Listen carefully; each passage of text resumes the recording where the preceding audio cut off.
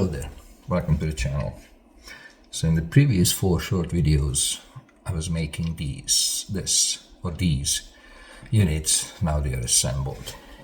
At the back there is here a threaded retainer that holds the other components that gets installed in it, and how it's being tightened.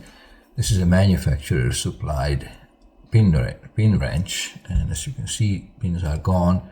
Sort of the seat wasn't deep enough to hold the pins, I guess, for the force what it was being used to probably loosen the retainer. So in this video I'll be making a replacement on the lathe, the milling machine, and behind me on the shaper. So just stick around please, and let's get to the cutting.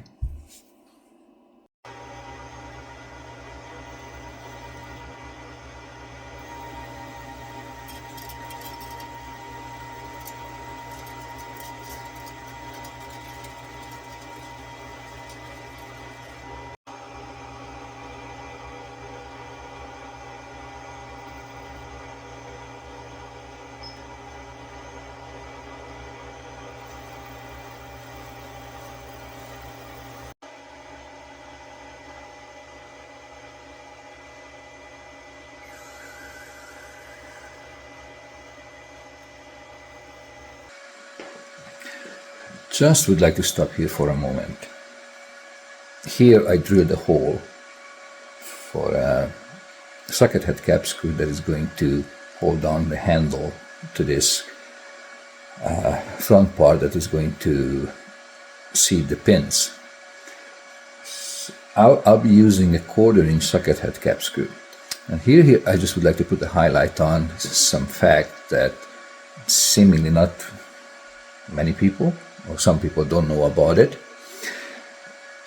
When it comes to socket head cap screws, whatever is the nominal diameter, in this case it's a 1/4 inch, 250 thou. The length of the head always the same what is the diameter. So let's say not having the screw at hand but knowing what's going to be used, what size, automatically can be determined that the depth of the countersinking is the same what is the diameter of the screw.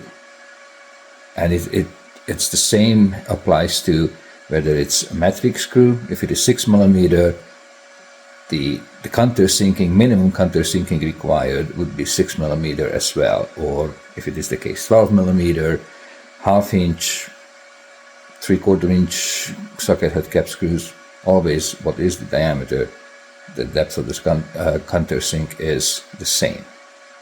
So let's carry on.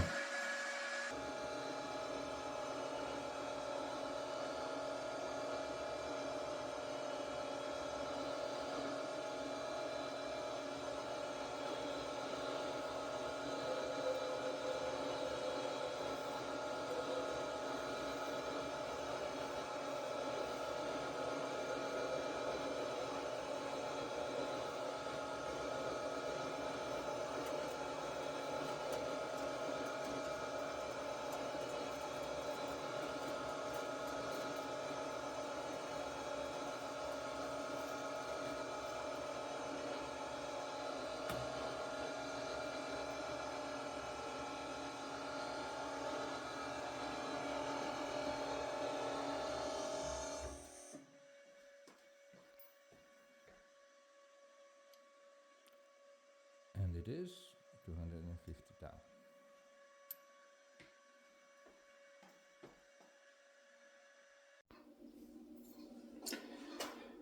Here on the milling machine, picking up the parts center.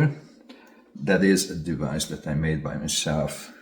Basically, this is adjustable to 0 to possibly up to 8 inches, 9 inches in diameter.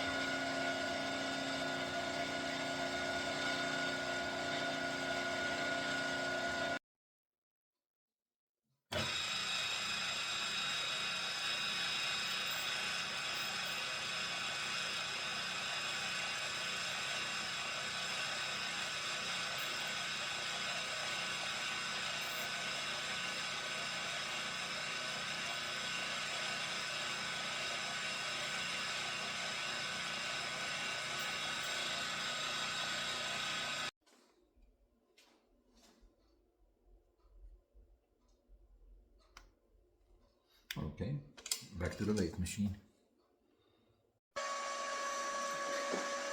Couple of things I want to point out here. Some accessories that I made for the lathe machine.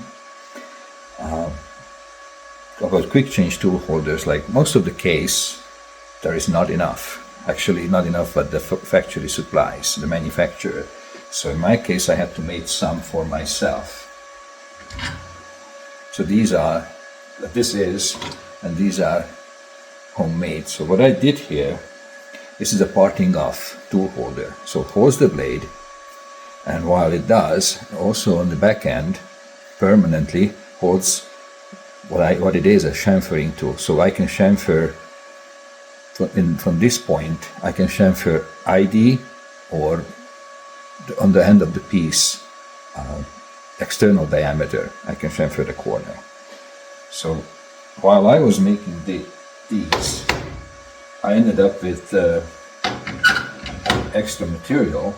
So when I turned it into the extra, it also slides into the tool holder, but the dial indicator is mounted on it.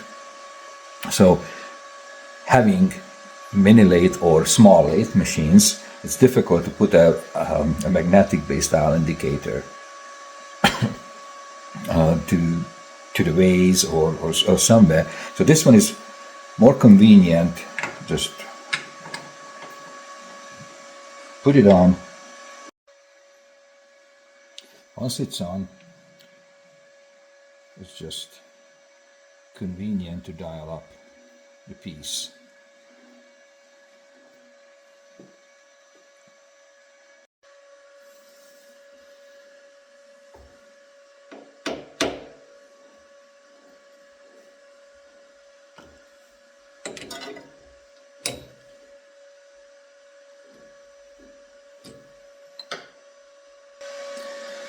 In the current procedure, I'm doing sort of a face grooving with a radius tool. Nothing else, just taking away material, just lightening it.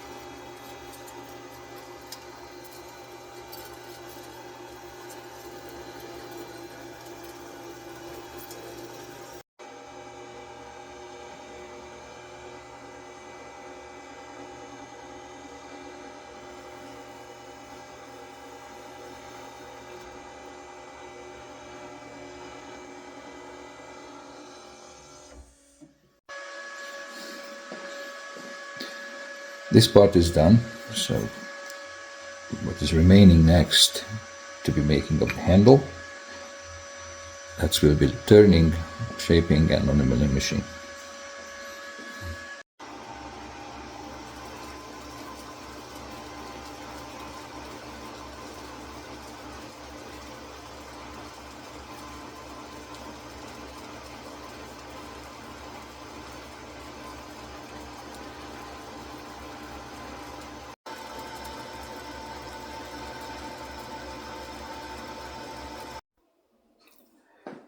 Here on the shaper now, I'll be doing the handle here, just shaping radial slots, and this piece, I'm about halfway through the setup. As you can see here, this is a longer extended table with the back support. It's all aligned, and what I'm going to do, I need to find the center of the piece and center the cutter to it. I have this device that I always use. for setting up tools this way. And in this case, I can position back the tool after grinding, sharpening to the very same center position of the part. And I also have another device where I set the height of the tool after I sharpen it, putting it back. So with this, the tool I can set it back to the same exact position where it was the previous one. And this part of it is what I use it for on a longer piece. Sitting on a adjustable V-block here, I can adjust the piece so it's all parallel with the ram of the shape. So let's get to it, how it goes. This diameter, it's 810 thou.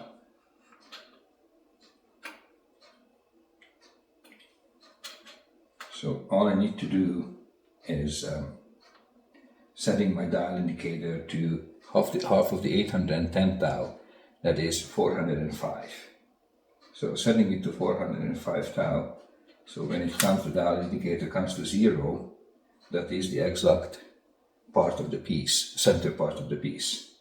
After that, the width of the cutter, I just need to set it to the table, and that's going to be my center position. And if I'm cutting a wider spline or keyway, in that case I just need to pitch over. Once the tool is in center in an ID, I just need to pitch over to make the width to either side of the center.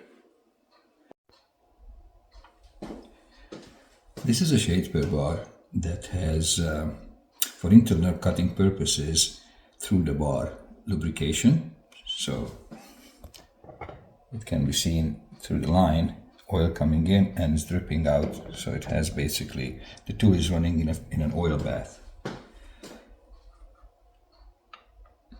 Tool width in this case is 1/4 inch width, so I need to have, my indicator needs to show 125 thou,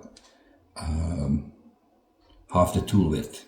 In that case, this is 100 and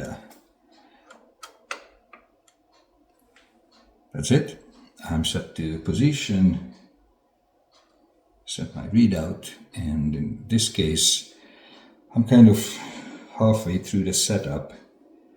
My stroke position is already set. I just need to pick up the surface. I'll be cutting 8 radial slots for the handle for gripping purpose, and then after that it gets parted off.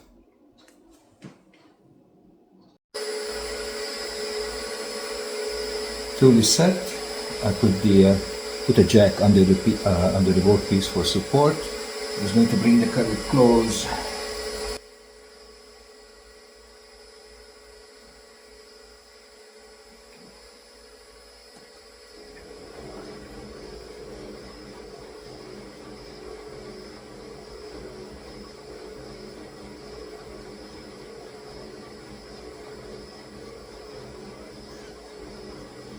Scratch.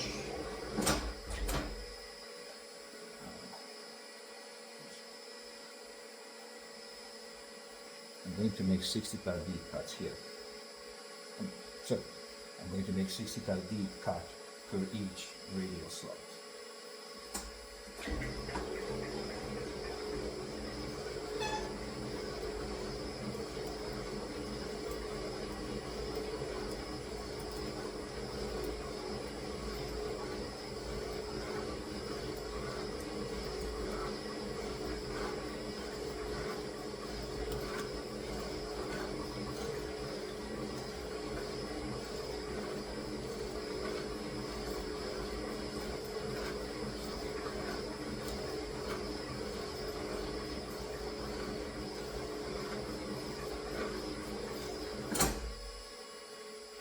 One is done.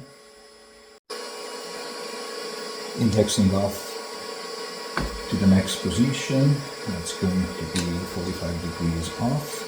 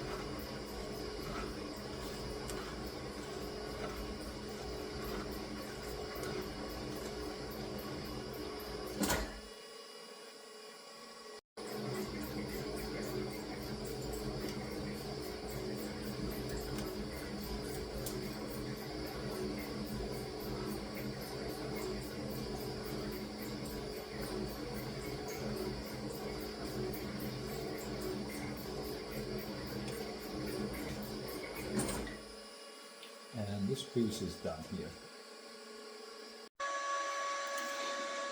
Here is the result after shaping, and I'm going to part it off, cut a 1/4 inch coarse thread in there for mating it with the brass piece.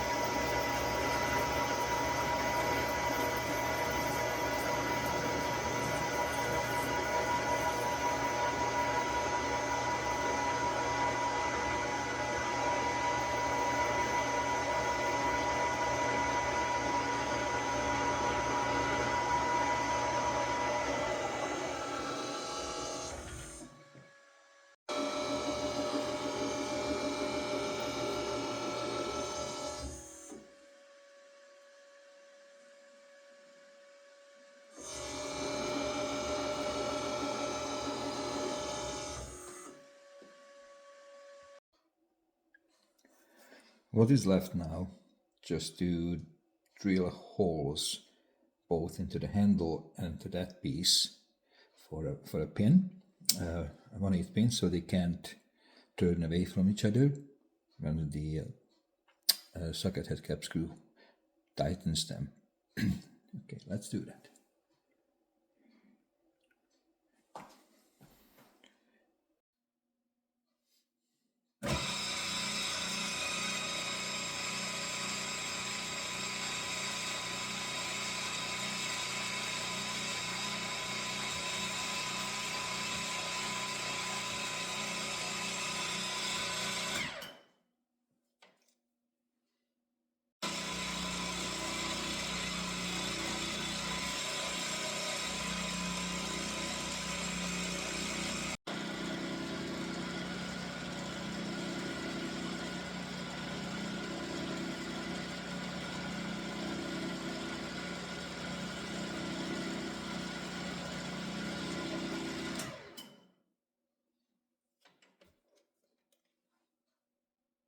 Assembling remains.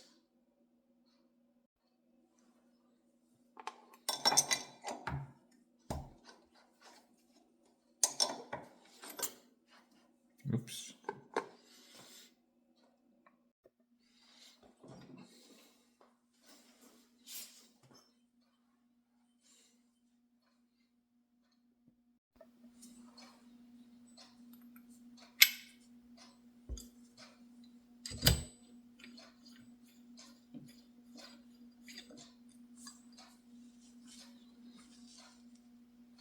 Okay.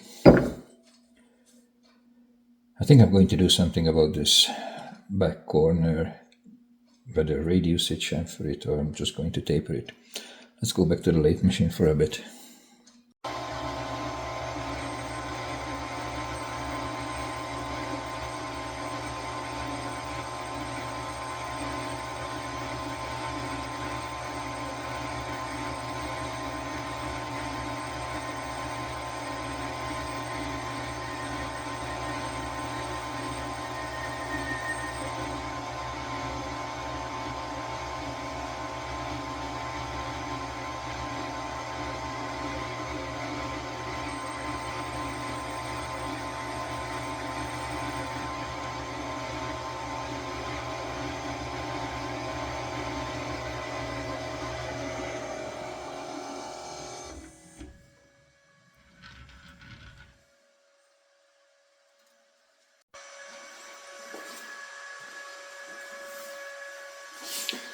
Okay.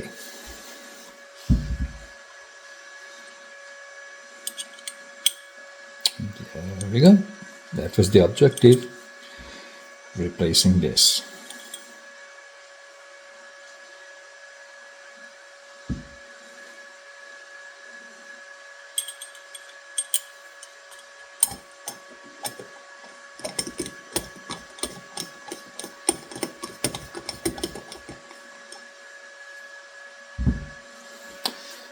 Thank you for viewing.